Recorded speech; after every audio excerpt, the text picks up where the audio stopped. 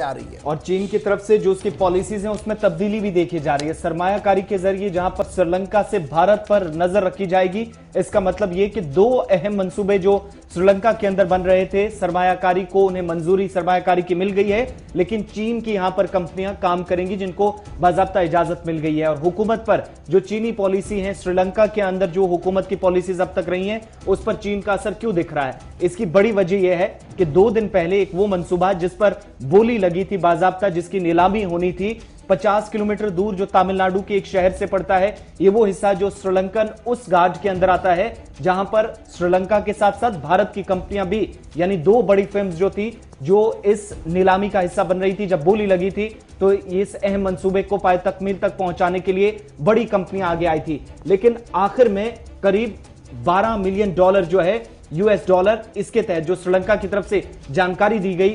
श्रीलंका की मीडिया की तरफ से भी, कि ये जब बोली लगी तो चीन की कंपनी और भारत की तरफ से भी 2 कंपनियां जिनको मंसूबा दिया जाना था, या जो कोई भी इस बिड को जीतता तो उसको ये कंपनी, ये जो मंसूबा है उस कंपनी को सौंपा जाना था। इसमें चीन की एक बड़ी कंपनी कामयाब हुई है। अब श्रीलंका में, यानी भारत से सिर्फ 50 किलोमीटर की दूरी पर एक मंसूबा श्रीलंका के अंदर बनेगा सोलर एनर्जी का। उस सोलर एनर्जी के उस प्लांट को, उस बड़े मंसूबे को श्रीलंका की नहीं, भारत की नहीं, बल्कि भारत से चंद किलोमीटर की दूरी पर चीन की एक बड़ी कंपनी जो है वो पाए तकमील तक पहुंचाएगी। और 2 बड़े अहम मंसूबे जो चीन की एक बड़ी कंपनी के खाते में इस बोली के बाद चले गए हैं। तमिलनाडु के रामेश्वर इलाके से सिर्फ 45 किलोमीटर दूर जाफना पेनिनसुला, आपने कई बार जब LTT की जंग चल रही थी तो आप इस पेनिनसुला के हवाले से बात सुन रहे होंगे। वहां पर अब चीन जो है वो अपनी सरगर्मियां तेज करेगा और उन्हें जो कॉन्ट्रैक्ट मिला है वो सोलर एनर्जी पावर प्रोजेक्ट का मिला है। 3 मकामात पर उन्हें लगाना है और माना जा रहा कि यहां से